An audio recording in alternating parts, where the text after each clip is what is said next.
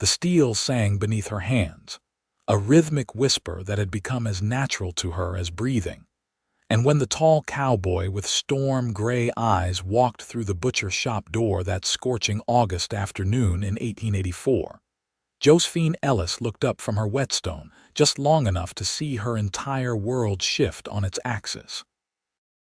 Castle Dome, Arizona Territory, was a mining town clinging to life in the harsh desert landscape, where copper dreams had given way to modest prosperity and hard living. The butcher shop sat on the main street between the assayer's office and a dry goods store, its wooden sign creaking in the hot wind that swept down from the nearby mountains. Josephine had worked there for 3 years, ever since her father died in a mining accident and her mother's health began its slow decline. At 22, she had strong hands, a sharper mind, and a reputation for being the best blade sharpener within 100 miles. The cowboy removed his hat as he entered, dust falling from his clothes like a second skin.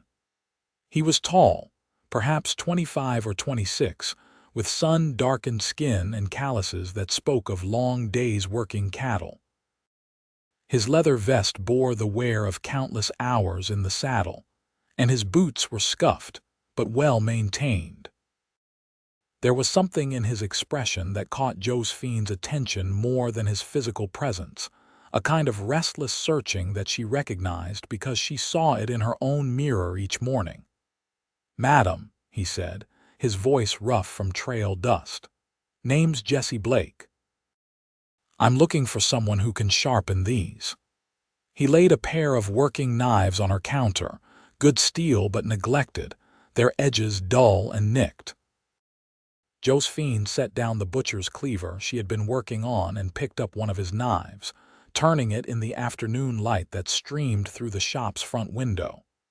"These have seen better days. You've been using them to dig rocks." A hint of a smile crossed his face. "Might as well have been. Been working a cattle drive from Texas, and the cook we hired couldn't keep an edge on a blade to save his soul. Had to cut rope with these more often than not." She nodded, running her thumb carefully along the blade's edge, feeling its imperfections. "I can fix them. Give me an hour." Jesse Blake did not leave. Instead, he leaned against the counter, watching her work with an intensity that should have made her uncomfortable but somehow did not. The butcher, old Henry Morrison, had gone to make deliveries, leaving Josephine alone in the shop as she often was in the afternoon hours. The rhythmic sound of steel on stone filled the space between them. "You got a steadiness to your hands," Jesse observed after several minutes. "Like you're doing more than just sharpening metal." Josephine paused, looking up at him properly for the first time.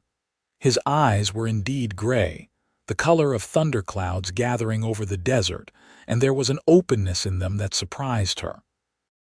Most men in Castle Dome either ignored her entirely or made crude comments about a woman doing man's work. This cowboy seemed genuinely interested in her craft. "Metal remembers how you treat it," she said simply. "Rush it, and you get a false edge that fails when you need it most. Take your time, respect the steel, and it will serve you true." He considered this, his expression thoughtful. "That how you approach most things in life, when I can." She returned to her work, but found herself aware of his presence in a way that made her skin warm. "What brings a Texas cattle hand to Castle Dome? The mines are barely producing these days, and there's not much grazing land around here." "Looking for something," he said quietly. "Been drifting since I left home 5 years ago. Worked every kind of job a man can do on horseback. Seen most of the territory from the Mexican border to Montana. But I wake up most mornings wondering what the point of it all is. My older brother took over the family ranch, and I was just another hand with no stake in the future. Figured I'd find my own way, but the trail keeps going on without any destination in sight." Josephine understood that feeling more than she could easily express. She worked the blade with careful strokes, watching the edge reform under her attention. So why stop here? Heard they were hiring for a new cattle operation starting up about 30 miles west of here. Fellow named Richards bought up water rights and plans to run beef through to California. Pays decent, and he's looking for men who'll stay on, build something lasting. Jesse shifted his weight and she heard the creak of his gun belt. Thought maybe it was time to stop drifting and start putting down roots somewhere. She tested the edge with her thumb, satisfied with the progress.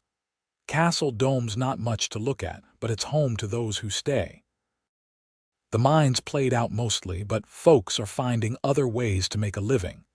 Richard's operation could bring some prosperity back to the area. You always lived here? Jesse asked. Born in Kansas. My father brought us out here when I was 14, chasing copper dreams like everyone else. He died when a shaft collapsed 4 years back.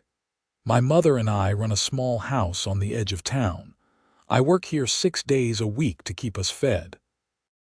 She did not mention her mother's weak lungs, the cough that seemed to worsen each winter, or the fear that kept her awake some nights that she would lose her only remaining parent. Jesse was quiet for a moment, then said something that changed everything. You've got purpose in what you do. I can see it in how you work. But me, I've just been wandering through days like they don't mean much. When I saw you through that window, concentrating on your craft like nothing else in the world mattered, I thought maybe that's what I've been missing. He paused, seeming embarrassed by his own words. Sounds foolish, I suppose, a grown man not knowing what he's about. Josephine set down the first knife, now properly sharpened, and picked up the second. She met his eyes directly. What you're looking for, that sense of purpose, you can't get it from another person. But maybe you can find it by staying in one place long enough to build something that matters. These knives here, they're tools. They only have purpose when someone uses them for something meaningful. Maybe you're the same way. Maybe you just need to find the work that makes you feel like you're building instead of just passing through. That's what I'm hoping, Jesse said, and the honesty in his voice made her heart do something unexpected in her chest. Though I'll admit, meeting someone who talks straight and thinks deep is a pleasant surprise. Most folks just make small talk about weather and mining prices. She felt a smile tug at her lips despite herself. I'm not much for small talk. Life's too short to waste words on things that don't matter. Then I'll ask you something that does matter, Jesse said, straightening up. When I get settled at the Richards place, when I've proven I'm staying and not just another drifter passing through, would you let me call on you proper? The directness of the question caught Josephine off guard. She studied him carefully, looking for signs of insincerity or the crude presumption she had encountered from other men. But Jesse Blake's expression was earnest, hopeful, and respectful all at once. He was asking permission, not assuming her interest, and that alone set him apart. I don't know you, she said carefully, continuing her work on the second blade. That's why I'm asking to call on you, so we could get to know each other. He shifted his hat in his hands. I'll be honest, madam. I'm not a rich man, and my prospects are only as good as my willingness to work. But I'm done drifting without purpose. When I saw you working just now, something settled in me. Can't explain it better than that. Just felt like maybe this town, this moment, was where I was supposed to end up. Josephine finished the second knife, testing its edge before setting it down. Both blades now gleamed with renewed sharpness, ready to serve their owner well. She wrapped them carefully in cloth and slid them across the counter toward Jesse. Come back in 2 weeks, she said. If you're still here, if you've actually taken that job and started putting down those roots you're talking about, then yes, you can call on me. But I won't waste my time on pretty words and empty promises. I've seen too many men blow through this town like tumbleweeds. Jesse's face broke into a genuine smile that transformed his weathered features. 2 weeks, I'll be here. He paid her for the sharpening, counting out coins with care, then picked up his knives. At the door, he paused and looked back. I didn't catch your name. Josephine Ellis. Most people call me Joe. Miss Ellis, he said formally, placing his hat back on his head. Thank you for the sharpening. Both kinds. After he left, Josephine stood in the empty shop, listening to her own heartbeat and wondering what she had just agreed to. She was not a woman given to flights of fancy or romantic notions. Life had taught her to be practical, to value hard work and honest dealing over sweet words and handsome faces. Yet something about Jesse Blake had resonated with her, a recognition of kindred spirits both searching for something more than just survival. That evening, she walked home through the dusty streets of Castle Dome as the desert sun painted the sky in shades of orange and purple. Her mother, Claire Ellis, was sitting on their small porch, wrapped in a shawl despite the lingering heat. At 53, she looked older, worn down by grief and illness, but her eyes were still sharp. You've got a look about you, Claire said as Josephine climbed the steps. Something happened today. Josephine settled into the chair beside her mother.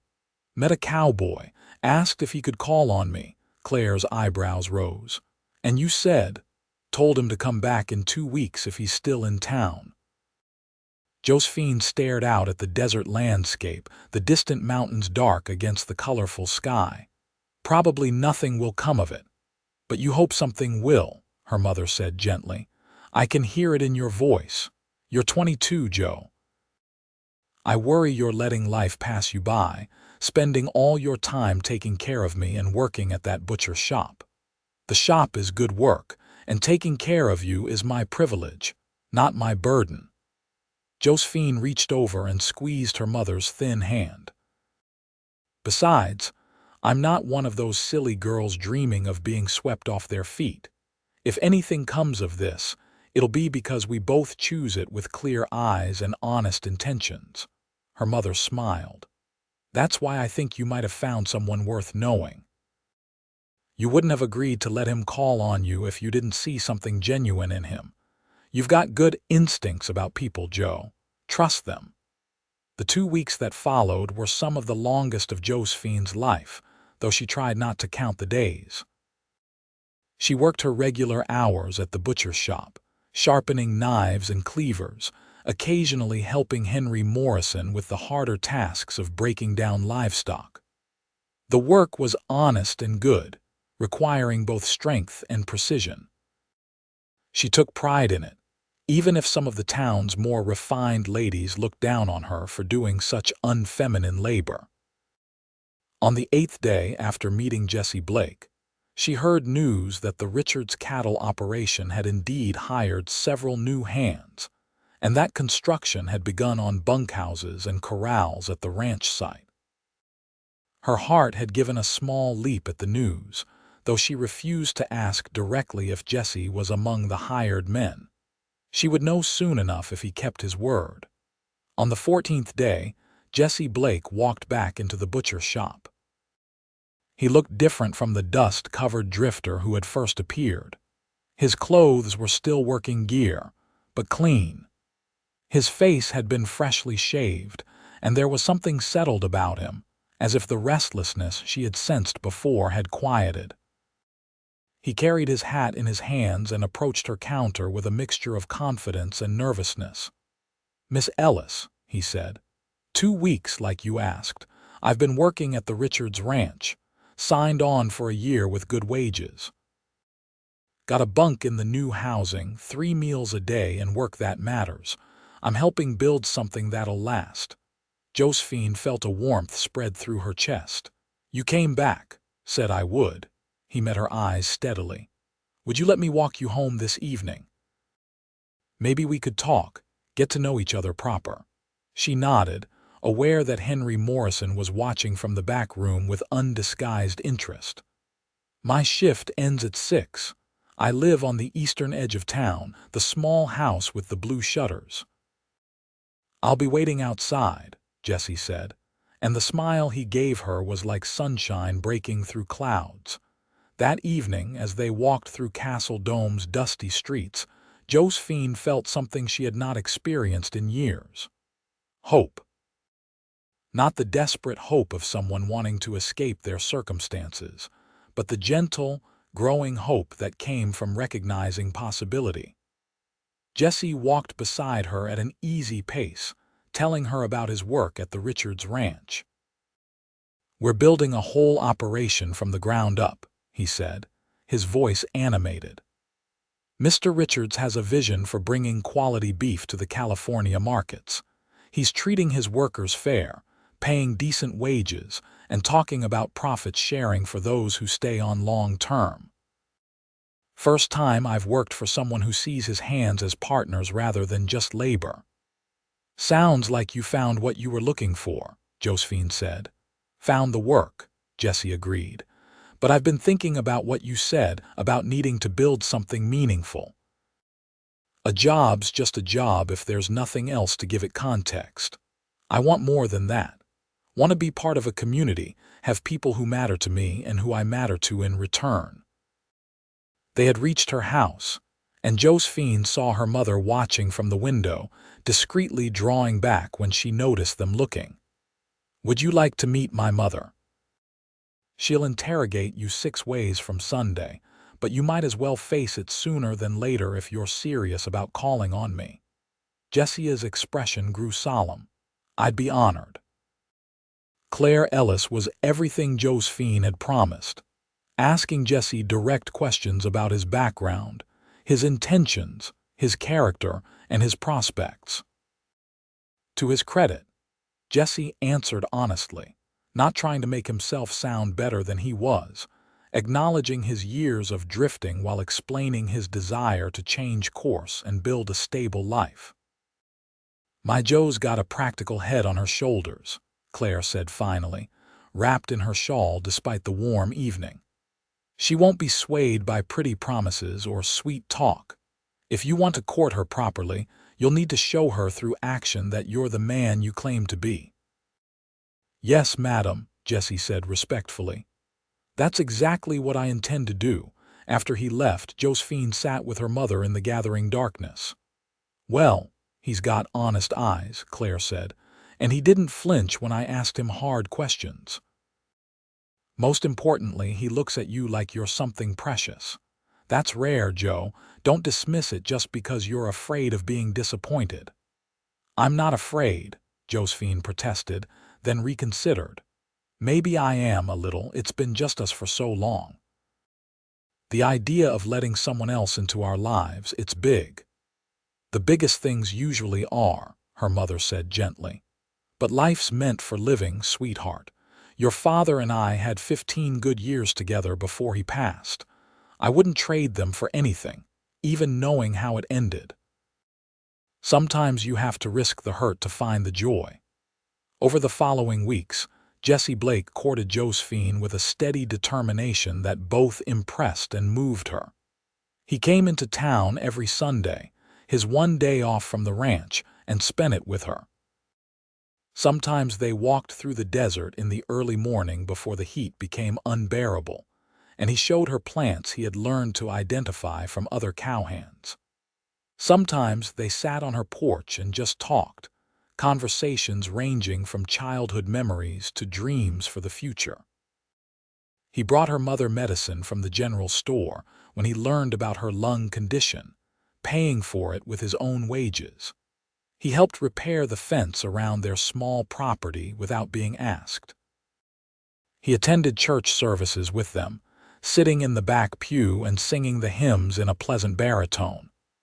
But most importantly, he listened when Josephine talked, truly listened, remembering details and asking thoughtful questions. "Tell me about the knife sharpening," he said one Sunday as they sat under the meager shade of a mesquite tree outside of town. October had arrived, bringing slightly cooler temperatures but no rain yet. "How'd you learn to do it so well?"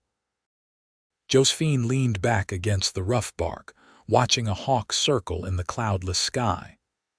My father taught me when I was young. He said a man or woman who could maintain tools would always have value in the world.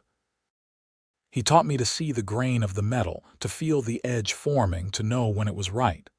I loved those lessons, the patience they required, the satisfaction of taking something dull and making it sharp again.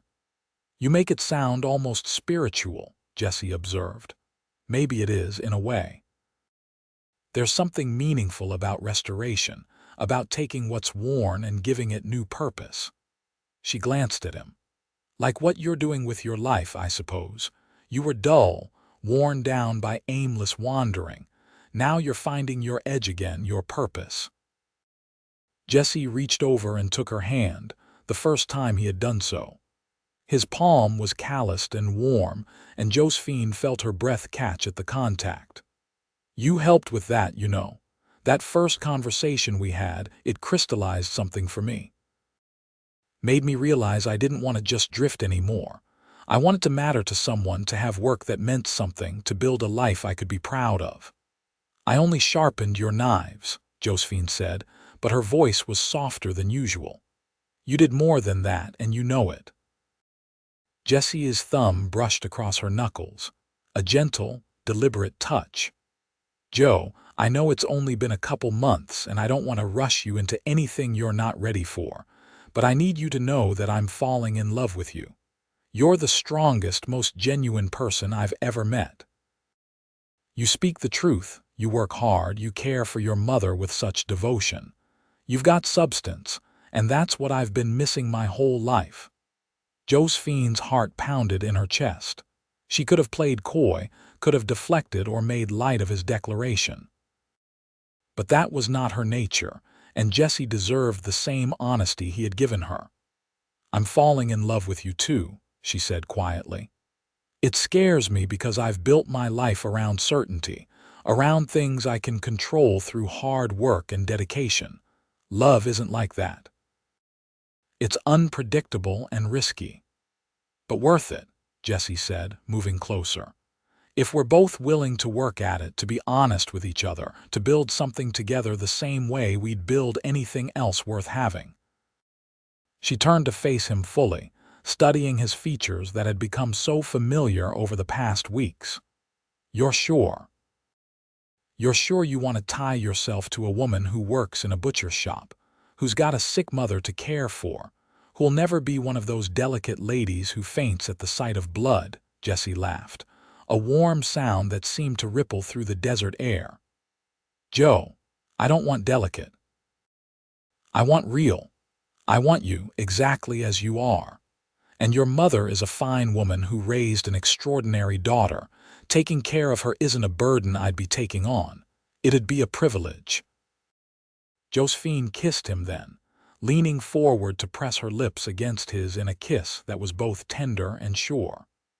It lasted only a moment, but it felt like a promise, a sealing of the connection that had been growing between them since that first day in the butcher's shop. When they pulled apart, Jessie was grinning.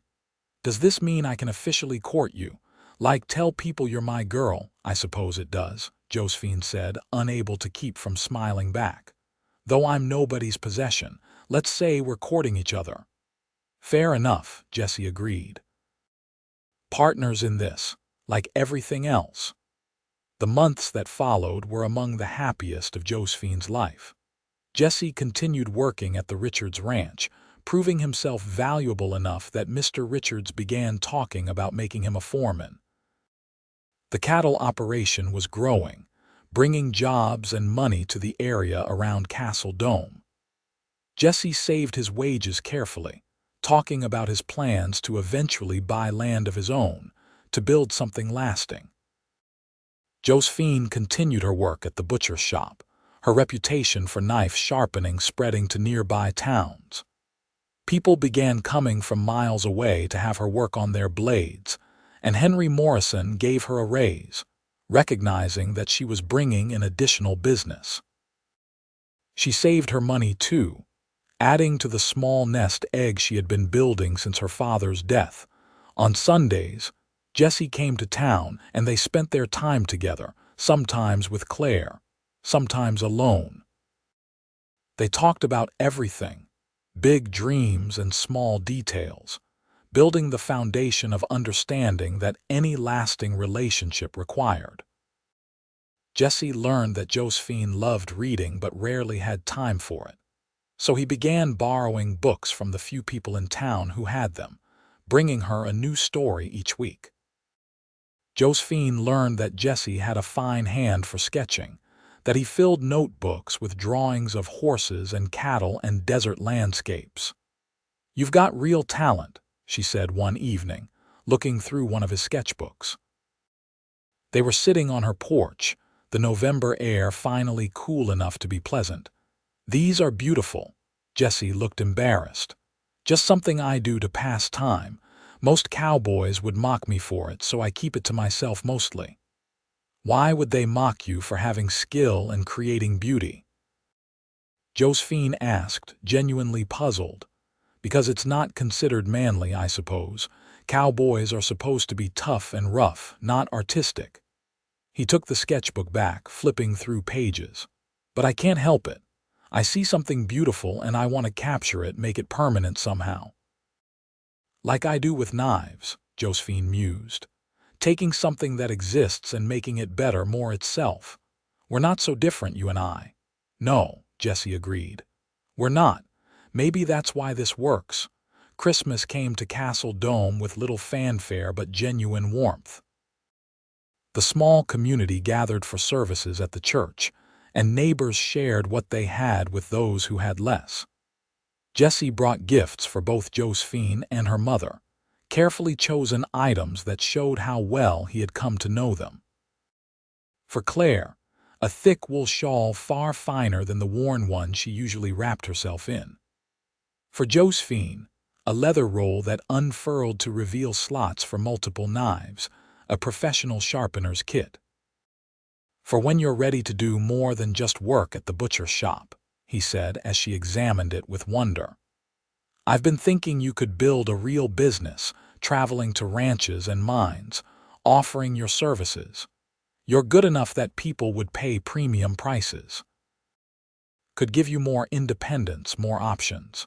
Josephine looked up at him, moved by his faith in her abilities. "This must have cost you a month's wages." "Worth every penny," Jesse said simply. "I believe in you, Joe, in what you can do, what you can become." She had a gift for him, too, something she had worked on in secret for weeks.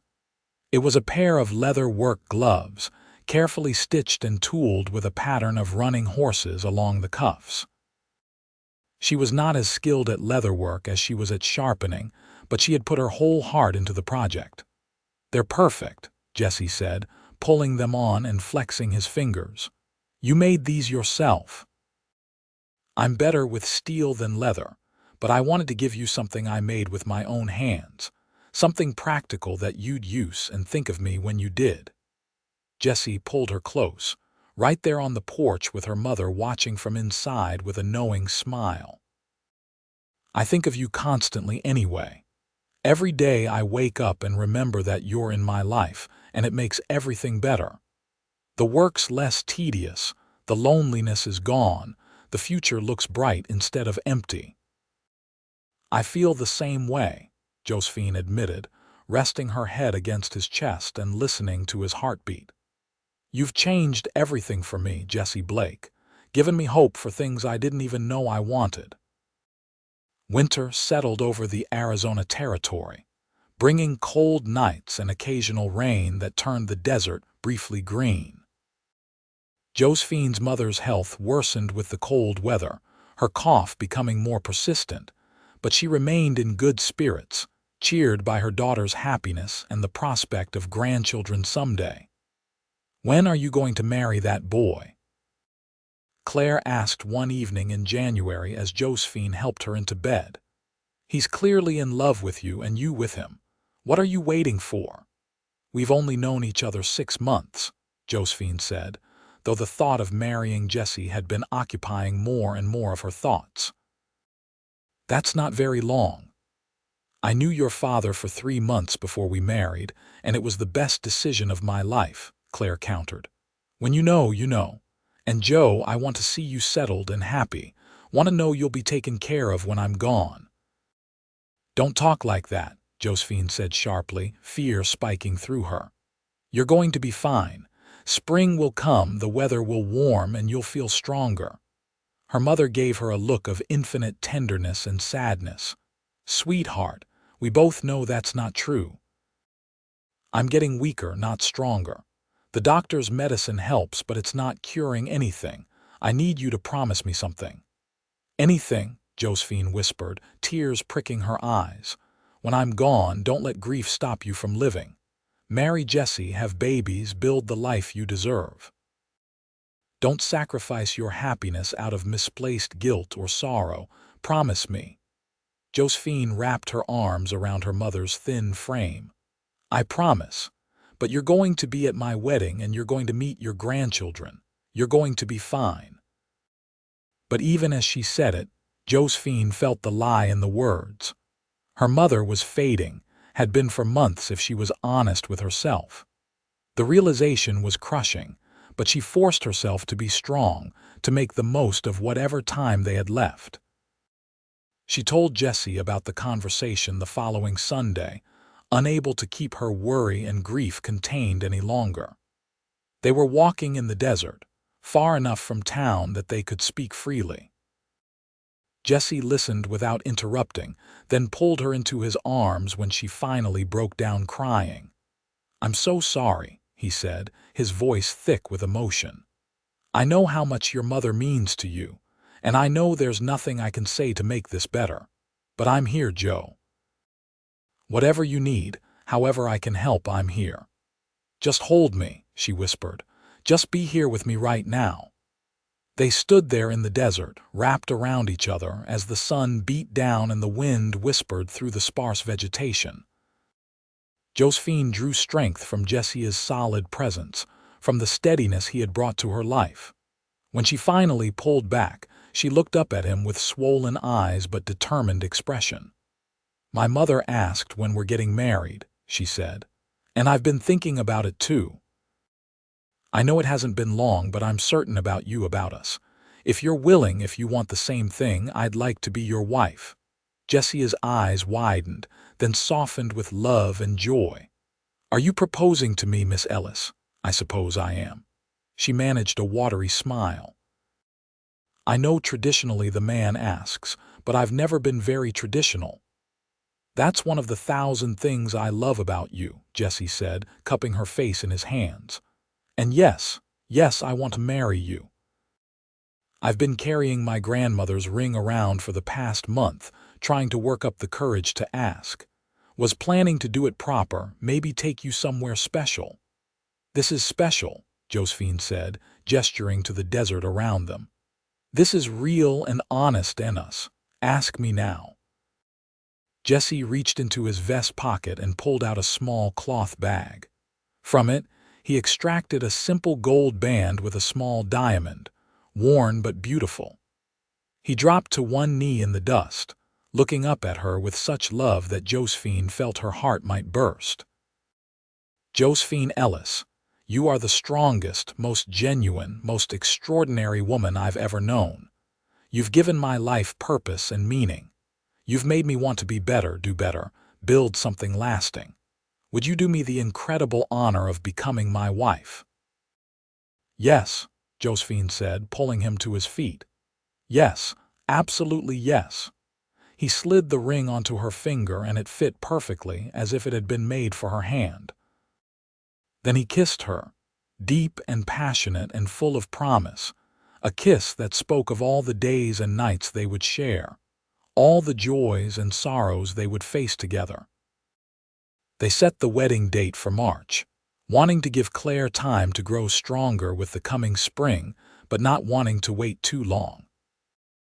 Josephine continued working at the butcher's shop, wearing her ring proudly despite the curious and sometimes disapproving looks from some of the town's more conventional residents.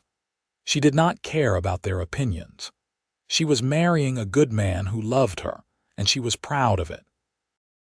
Jesse came to town more frequently. using his saved leave days to help prepare for the wedding and to spend time with Claire. He and Josephine's mother had developed a warm relationship, and Jesse treated her with a gentle respect that made Josephine love him even more. "You're getting a good man," Claire told her daughter one evening. "He's got character, that one. Reminds me of your father in some ways, the same solid reliability." But as February gave way to March, it became clear that Claire's health was deteriorating rapidly. She could barely get out of bed, her breathing labored, her strength failing. The doctor came and went, shaking his head and offering what comfort he could, but they all knew the end was approaching. "Move up the wedding," Claire urged weakly. "I want to see it, Joe, don't wait." So they did. Josephine and Jesse arranged a simple ceremony in the Ellis home, with just a handful of close friends and the preacher. It was held on a Thursday afternoon, with spring sunshine streaming through the windows and Claire propped up in bed, dressed in her best nightgown and wrapped in the shawl Jesse had given her for Christmas. Josephine wore a simple blue dress she had borrowed from a neighbor, and Jesse wore his best suit, the one he had bought specially for the occasion. They stood beside Claire's bed and spoke their vows, promising to love and honor each other through all the days of their lives. When the preacher pronounced them husband and wife, Jesse kissed his bride gently, mindful of their audience but unable to hide his joy. Claire wept happy tears, reaching out to clasp both their hands. "You've made me so happy," she whispered. "Both of you. I can rest easy now, knowing you have each other." "Don't talk about resting," Josephine said, though her own tears were flowing freely. "You're going to get better now. You're going to stay with us." But 3 days later, on a Sunday morning while birds sang outside the window, Claire Ellis passed away peacefully in her sleep. Josephine was devastated, the grief hitting her like a physical blow. Even knowing it was coming, even having prepared herself as much as anyone could, the reality of her mother's death was overwhelming. Jesse held her through the worst of it, let her cry and rage and grieve without trying to fix it or make it better. He handled the funeral arrangements, sitting with her through the service, supporting her as she said goodbye to her last blood relative. He brought her food when she forgot to eat, held her through nightmares, and gave her space when she needed to be alone with her sorrow. "Thank you," Josephine whispered to him one night, a week after the funeral. They were lying in bed in the small house that was now theirs, and she had finally stopped crying long enough to speak. "Thank you for being here, for not expecting me to be okay when I'm not." "That's what marriage is," Jesse said, stroking her hair. "Being there for each other through the bad times as much as the good. Your grief is my grief, Joe. We carry it together." Slowly, gradually, Josephine began to heal. The sharp edges of her grief softened into a persistent ache that she learned to live with. She went back to work at the butcher's shop, finding solace in the familiar rhythm of steel on stone. Jesse continued working at the Richards ranch, but he came home every evening now, turning the little house with blue shutters into their home. They planted a garden in Claire's memory, growing vegetables and herbs that thrived in the Arizona soil. Jesse sketched drawings of Josephine's mother from memory, and they hung them on the walls. They talked about her often, keeping her memory alive through stories and shared reminiscences. Spring turned to summer, and life in Castle Dome continued its steady pace. The Richards cattle operation was thriving, and Jesse's position as foreman became official, along with a substantial raise in wages. He and Josephine began seriously discussing buying land of their own, planning for a future that included a small ranch and the business of professional knife sharpening. "You could be the blade smith, and I'll handle the cattle," Jesse said one evening as they sat on their porch, watching the sunset paint the desert in gold and crimson. "We'll build something together, something that's ours." I like that idea, Josephine said, leaning against his shoulder. Building something that lasts, something we can be proud of. By autumn, Josephine realized she was pregnant. The discovery filled her with a mixture of joy and bittersweet sorrow. Happiness at the new life growing inside her mingled with sadness that her mother would never meet her grandchild. When she told Jesse, he picked her up and spun her around despite her laughing protests. "We're having a baby," he said, his face split by an enormous grin. "Joe, we're going to be parents." "Put me down, you fool," she said, but she was smiling too, caught up in his infectious joy. "Yes, we're having a baby. Due sometime in the spring, the doctor thinks." Jesse set her down carefully, then immediately placed his hand on her still flat stomach with an expression of wonder. "There's a tiny person in there, our tiny person, half you, half me." "That's generally how it works," Josephine teased, but she covered his hand with her own, moved by his obvious excitement and love. The pregnancy progressed smoothly, though Josephine continued working at the butcher shop until Henry Morrison insisted she cut back her hours. "Don't want you overdoing it," the old butcher said gruffly. "That baby's important and you're like a daughter to me. Take care of yourself." Jessie was attentive to the point of being almost comical, worrying over her constantly, bringing her things she did not need, checking on her throughout the day. Josephine found it endearing even when it was exasperating.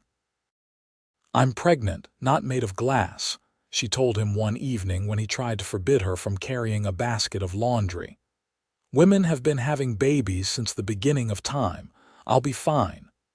"I know," Jessie said, looking sheepish. "But you're my wife, and that's my child, and I want to make sure you're both safe and healthy. Let me fuss a little. It makes me feel useful." Josephine softened at his earnest expression. "Fuss all you want, but also trust that I know my own limits and will ask for help when I need it."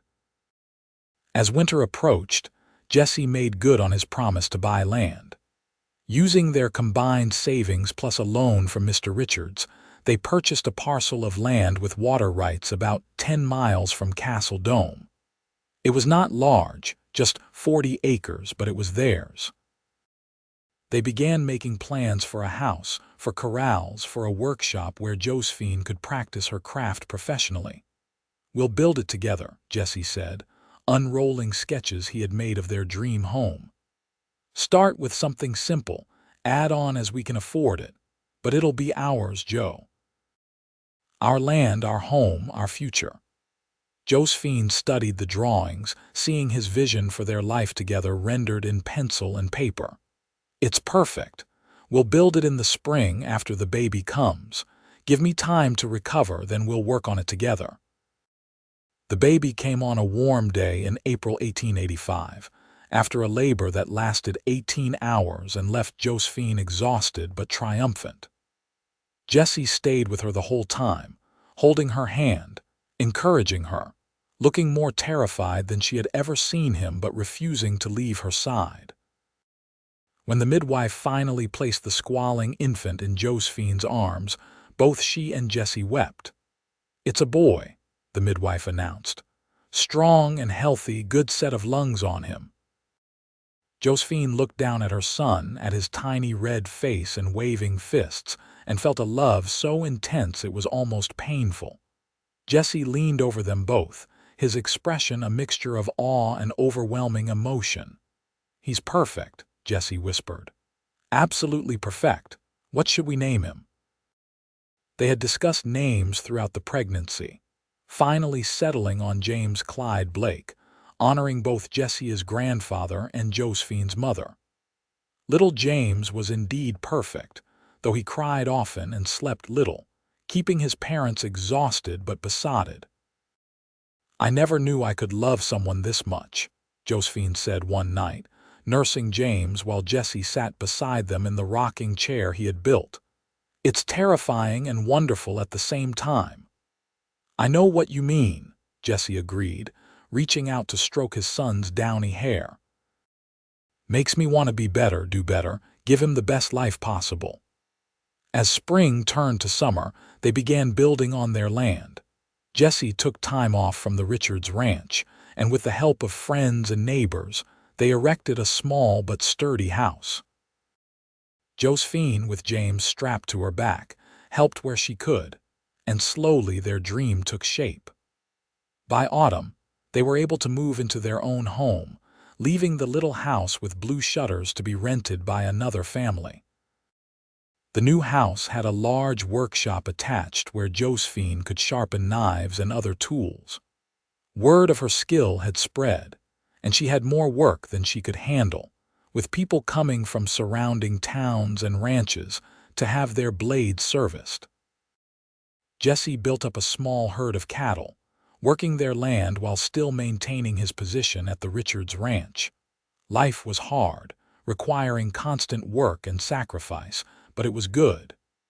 They were building something meaningful together, raising their son, creating a legacy that would outlast them. On Sundays, they would sometimes take James to the small cemetery where Claire Ellis was buried, telling him stories about the grandmother he would never meet. "She would have loved you so much," Josephine told her son, who was now sitting up and babbling constantly. "You have her eyes, you know." That same bright intelligence. As James grew from infant to toddler, his personality emerged. He was curious and fearless, getting into everything, requiring constant supervision.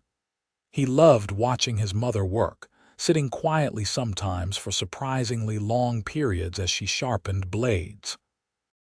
He loved going out with his father to check on the cattle, sitting on the saddle in front of Jesse and babbling excitedly. "He's going to be a handful," Jesse observed one evening, watching James toddle around their living room, investigating everything within reach. "He's going to be extraordinary," Josephine corrected, scooping up their son before he could pull over a stack of dishes. "Just like his father." By the time James was 2, Josephine was pregnant again. This time the pregnancy was harder, leaving her more tired and nauseated than before. But she continued working, unable to abandon her growing business and unwilling to let her condition stop her from contributing to their family's prosperity.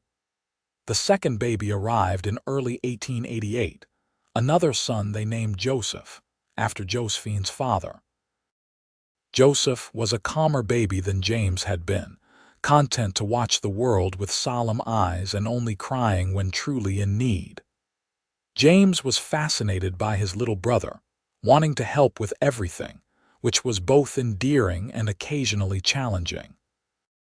"We're outnumbered now," Jesse joked, holding Joseph while James climbed over him like a jungle gym. 2 against 2. "We'll manage," Josephine said, though she was exhausted from the demands of 2 small children, a business, and helping Jesse with the ranch work. "We always do." The years flowed by, marked by the rhythms of ranch life and child rearing. The boys grew strong and healthy, learning to ride almost as soon as they could walk, helping with chores as they got older. James inherited his father's talent for sketching and his mother's precision with tools. Joseph was quieter, more contemplative, but with a gift for working with animals that impressed even the experienced ranch hands at Richard's place. In 1891, Josephine gave birth to their only daughter, a tiny, fierce infant they named Catherine Grace, though everyone immediately called her Kate. She had her mother's dark hair and her father's gray eyes, and from the moment she could express preferences, she made it clear she wanted to do everything her brothers did and more. "That one's going to give us gray hair," Jesse observed when 3-year-old Kate insisted on helping him mend fences, wielding a hammer nearly as big as she was with determined incompetence. "She's got spirit," Josephine agreed, watching her daughter with a mixture of exasperation and pride. "Good. She'll need it in this world." By the mid-1890s, Castle Dome was changing. The mines had indeed played out, but the area had found new life through ranching and agriculture. The Richards cattle operation employed dozens of men and had expanded significantly. Jesse was now the operations manager, with a salary that reflected his value to the enterprise. Josephine's knife sharpening business had evolved into a small manufacturing concern, where she trained others in her craft and supervised the production of quality blades. Their ranch had grown too, with Jesse adding land parcels as they became available, building up a herd that numbered in the hundreds. The boys worked alongside their father, learning the cattle business from the ground up. Kate split her time between helping her mother in the workshop and trailing after her father and brothers, determined to prove herself equal to any task. "We've built something good here," Jesse said one evening as he and Josephine sat on their porch, watching the sunset. The boys were checking on cattle in the near pasture, and Kate was supposedly doing homework, but more likely reading adventure stories. "Sometimes I think back to that day I walked into the butcher's shop, a drifter without purpose, and I can barely recognize that man." Josephine took his hand, their fingers interlacing with the ease of long practice. "You found your purpose. We found it together."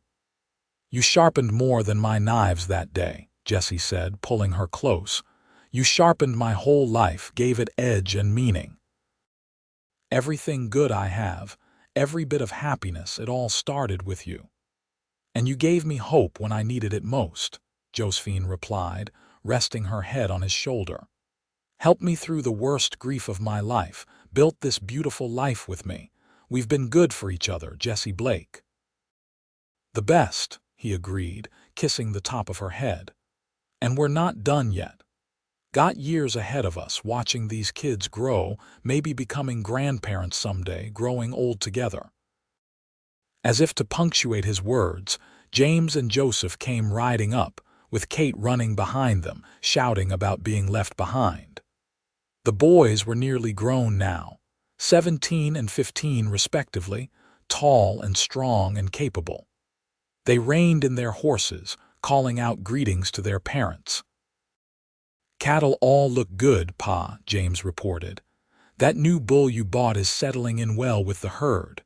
Creek's running strong still," Joseph added. "Water should hold through summer without problem. You left me behind."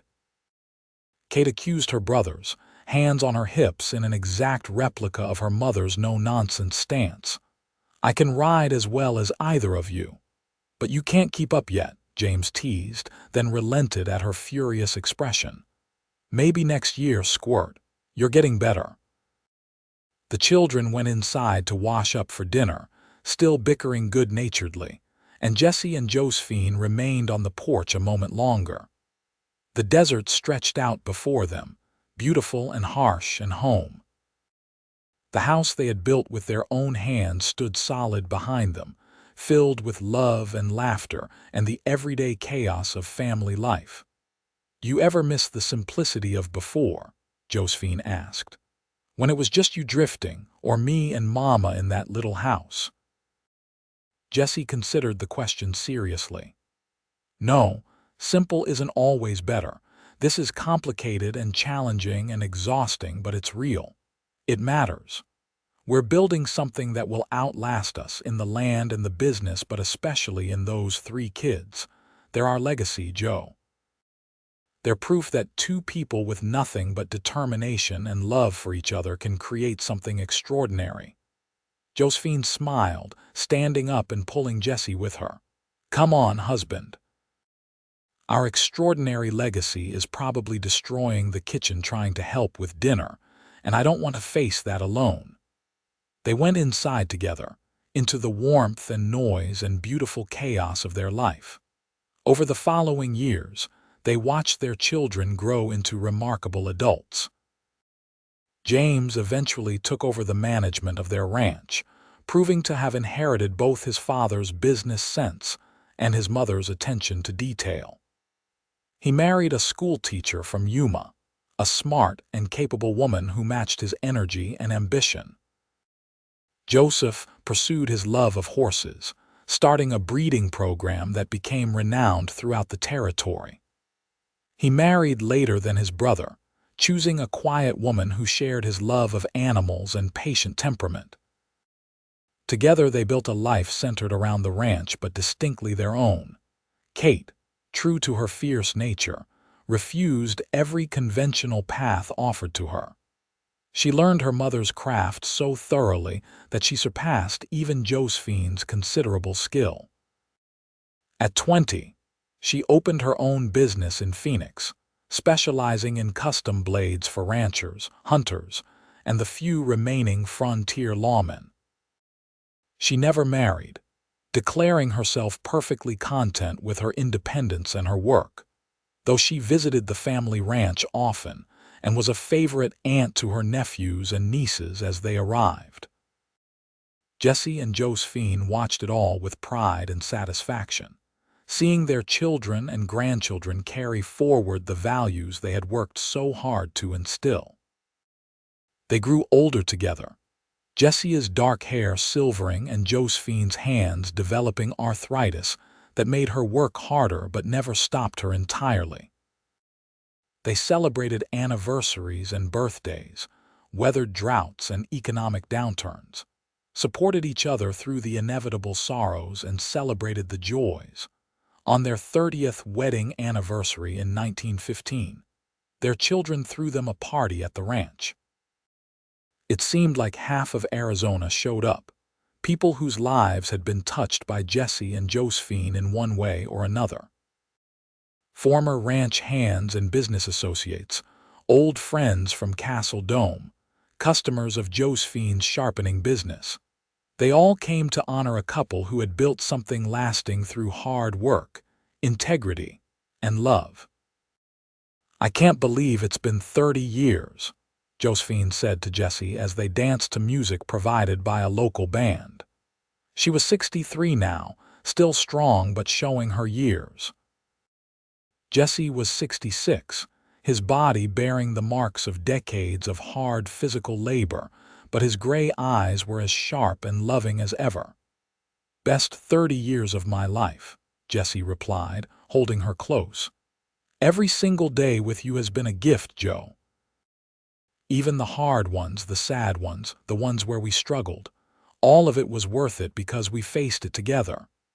"You old romantic," Josephine teased, but her eyes were damp with happy tears, still finding the poetry in everything. "Only where you're concerned," Jesse said. "You're my poetry, my purpose, my everything. From that first day in the butcher shop when I asked you to sharpen my purpose along with my knives, and you actually did it, you made me into someone worth being." "We made each other," Josephine corrected. "That's what love is, Jesse. Two people choosing each other every day, working together to build something neither could build alone." As the party continued around them, children and grandchildren and friends celebrating, Jesse and Josephine held each other close and swayed to the music. They thought about that day 30 years ago when a drifting cowboy walked into a butcher shop seeking someone to sharpen his knives, and found instead the woman who would sharpen his entire life, who would give him purpose and meaning and a love that lasted. The desert night was cool and clear, stars brilliant overhead, and in that moment, surrounded by the evidence of their life's work, Jesse and Josephine Blake were exactly where they were meant to be. Together, still building, still loving, still finding new ways to sharpen each other into the best versions of themselves. Their story, which had begun with steel and stone and tentative hope, had become a testament to what was possible when two people committed to creating something lasting. Years continued to pass, and as Jesse and Josephine entered their 70s, they gradually stepped back from the active work of ranching and business, turning daily operations over to their children while remaining involved in advisory roles. They spent more time together, taking slow walks around the property they had built from nothing, reminiscing about their years together and marveling at how far they had come. Jesse still sketched, his subjects now including grandchildren and great-grandchildren who seemed to multiply with each passing year. Josephine still sharpened blades, though only occasionally and only for special clients, teaching the craft to any grandchild who showed interest. Their love had not diminished with age but had instead deepened, becoming something solid and enduring, tested by time and proven true. On a spring morning in 1924, 40 years after they had first met, Jesse and Josephine sat together on the porch of their home, watching the sunrise paint the desert in shades of gold and pink. Jesse had been feeling poorly lately, though he downplayed it, and Josephine worried constantly, though she tried not to show it. They had been granted so many years together, had built such a beautiful life, but she was not ready for it to end. "Remember when we met?" Jesse asked suddenly, his voice rough with age but still warm. "You were sharpening that cleaver, so focused you barely looked up when I walked in." "I remember," Josephine said, taking his hand. "You looked lost, like you were searching for something you could not name." "I was searching for you," Jesse said simply. "I just did not know it yet, and when I asked you to sharpen my purpose along with my knives, I was making a joke, trying to sound clever. But you actually did it, Joe. You took a purposeless drifter and helped him become someone who mattered, who built something lasting." "We did that together," Josephine insisted, squeezing his hand. "I was just as lost as you were, just better at hiding it. We found each other at exactly the right moment and we built this life together. Every bit of it." Jesse smiled, his face creased with decades of laughter lines. "You're right. We were a team from the start, the blade and the stone, each making the other better." He paused, looking out at the land they had cultivated, the buildings they had erected, the legacy they had created. "I have no regrets, Joe, not a single one. If I could go back and live it all again, I would not change anything. Well, maybe I would have asked you to marry me sooner." "We had the time we needed," Josephine said, though her throat was tight with emotion. "Every moment was exactly as it should have been." They sat in comfortable silence, watching as the ranch came to life around them. Grandchildren appeared, heading out to handle morning chores. James rode past on his way to check on cattle in the far pasture, waving to his parents.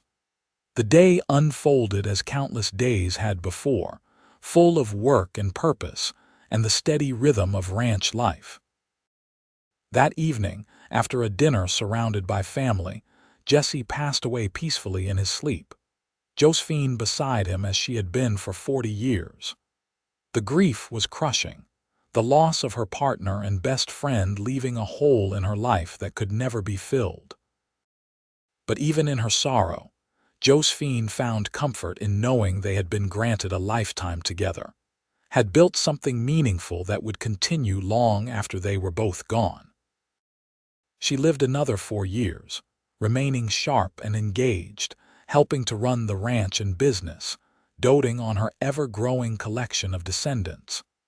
She taught knife sharpening to her great-granddaughter, a fierce little girl who reminded her so much of Kate. She told stories about Jesse, keeping his memory alive, ensuring that everyone knew what an extraordinary man he had been. On a warm spring day in 1928, Josephine Ellis Blake passed away at the age of 76, surrounded by children and grandchildren and great-grandchildren. She was laid to rest beside Jesse, and beside her mother in the small cemetery outside Castle Dome. Her funeral was attended by hundreds of people, testament to the lives she and Jesse had touched, the community they had helped build, the legacy they had created. The ranch and businesses continued, passed down through generations, growing and changing but maintaining the core values that Jesse and Josephine had instilled. The story of their meeting became family legend, told and retold at gatherings and celebrations. The tale of the drifting cowboy who asked a woman to sharpen his purpose, and the strong woman who actually did it, who saw in him the potential for greatness and helped him realize it, who built a life and a legacy that lasted long after they were gone. In the workshop that still stood on the ranch property, carefully preserved, hung a pair of old knives with worn handles and beautifully sharpened blades. They were the knives Jesse Blake had brought to be sharpened that first day, kept as treasured heirlooms, a reminder of where everything began. Beside them hung Jesse's sketches of Josephine, drawings made over decades, showing her at work, at rest, at play, always beautiful, always strong, always herself. And in the family Bible, passed down through generations, was an entry in careful handwriting that read, Jesse Blake and Josephine Ellis, married March 1885, Castle Dome, Arizona Territory. Together they built a life of purpose, love, and lasting meaning. They sharpened each other into the best versions of themselves and created a legacy that will endure. The story of Jesse and Josephine became more than just family history. It became an example of what was possible when two people met at the right moment, recognized something valuable in each other, and committed to building something lasting. Their great-grandchildren and great-great-grandchildren grew up hearing about the cowboy who walked into a butcher shop looking for someone to sharpen his knives, and found instead the woman who would sharpen his entire life, giving him purpose and meaning, and a love that transcended time. The land they had purchased with hope and hard-earned savings continued to flourish. The cattle operation expanded over the decades, adapting to changing times while maintaining the high standards Jesse had established. The knife-making and sharpening business that Josephine had founded became a renowned enterprise, with blades bearing the Ellis Blake mark sought after by collectors and working people alike. Everything they had built continued, a living testament to their vision and dedication. On warm spring evenings, when the desert bloomed briefly with wildflowers, and the air smelled of sage and possibility, family members would sometimes gather at the old cemetery where Jesse and Josephine rested side by side. They would tell the story again, making sure the youngest generation understood where they came from, what values they were meant to carry forward. The story always ended the same way, with a reminder of what their ancestors had proven through their lives. That love was not just about romance and passion, though Jesse and Josephine had certainly had both. It was about choosing each other every day, about working together toward common goals, about sharpening each other into better people. It was about building something that lasted, something that mattered, something that made the world a little bit better than it had been before. And so the legacy lived on, in the land and the businesses and the family members who carried forward the name and values of Jesse and Josephine Blake. It lived on in the way they approached their work, with dedication and integrity. It lived on in how they loved each other and their partners, with honesty and commitment. It lived on in their determination to build things that lasted, to create meaning and purpose in their lives. The old workshop where Josephine had taught knife sharpening to generations of family members eventually became a kind of shrine, carefully maintained, visited by family members seeking connection to their past. The sound of steel on stone still sometimes rang out from that building, as great-great-grandchildren learned the craft their ancestor had mastered, keeping alive the skill and the values she had embodied. The house that Jesse and Josephine had built with their own hands still stood at the center of the ranch, expanded and updated over the years, but retaining its essential character.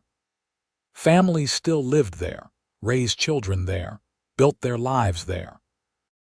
The porch where Jesse and Josephine had sat so many evenings, talking and planning and simply being together, still welcomed people who came to rest after long days of work. And sometimes, In the quiet of early morning or the peace of evening, people swore they could feel the presence of those original builders, the love and determination and hope they had poured into every board and nail. The house held their spirit, their commitment to creating something meaningful, their belief that hard work and honest dealing and genuine love could build a foundation that would last forever. The town of Castle Dome itself changed over the decades, growing and then shrinking as economic fortunes shifted, but the Blake name remained important there. Multiple generations had contributed to the community, had helped their neighbors, had exemplified the values of hard work and integrity that Jesse and Josephine had lived by. The family was woven into the fabric of the place, as much a part of the landscape as the mountains and desert. In Phoenix, the knife-making business that Kate had started eventually merged with the family's original sharpening enterprise, creating a company that employed dozens of people and shipped products around the world. But they never forgot their origins, never lost sight of the fact that it all began with a woman at a whetstone in a butcher shop, taking pride in her craft and doing work that mattered. The family grew and spread, with descendants eventually living in cities across the Southwest and beyond. But they always came back to the ranch for important occasions, drawn by ties of blood and history and the desire to stay connected to their roots. They came back to remember where they came from, to understand the foundation on which their lives were built, to honor the two people who had started it all with nothing but love and determination, and a willingness to work hard for what they wanted. At family reunions, as the sun set over the desert and multiple generations gathered to share food and stories, someone would always tell the story of Jesse and Josephine. How they met when he was a drifting cowboy and she was a woman sharpening knives in a butcher shop. How he had asked her to sharpen his purpose along with his knives, speaking truer than he knew. How she had seen something in him worth cultivating, and he had given her hope when she needed it most. How they had built a life together that proved love and hard work and shared vision could create something extraordinary. The story had become almost mythical over the generations, polished smooth by countless retellings, but at its core remained an essential truth. Two people had met at exactly the right moment, had recognized in each other something precious and rare, and had committed to building something lasting together. They had faced hardships and sorrows, had celebrated joys and triumphs, and through it all had chosen each other day after day, year after year. That was their true legacy, not the land or the businesses or even the family they had created, though all of those mattered. Their true legacy was the example they had set of what love could be when it was grounded in respect and partnership and shared purpose. They had shown that romance was not just about grand gestures and passionate declarations, though there had been plenty of both in their relationship. It was about the daily choice to work together, to support each other, to sharpen each other into better versions of themselves. And so, more than 70 years after Jesse Blake walked into that butcher shop in Castle Dome, Arizona territory, his story and Josephine's story lived on. It lived in the land they had cultivated, in the businesses they had built, in the family they had raised. It lived in the values they had embodied, in the example they had set, in the love they had shared so completely and honestly that its echo still resonated through the generations. On spring mornings when the desert bloomed briefly with color, when the air was cool and clear and full of possibility, it was easy to imagine them there still. Jesse with his sketches and his gray eyes and his determination to build something meaningful. Josephine with her strong hands and her sharp mind and her commitment to doing work that mattered. Together, always together, sharpening each other, building together, loving completely. Their story had become legend, but it had started with something simple and true. Two people meeting at the right moment and choosing to build a life together. Everything else, all the success and happiness and lasting legacy, had grown from that one choice, made and remade every day they had together. That was the real magic, the true achievement.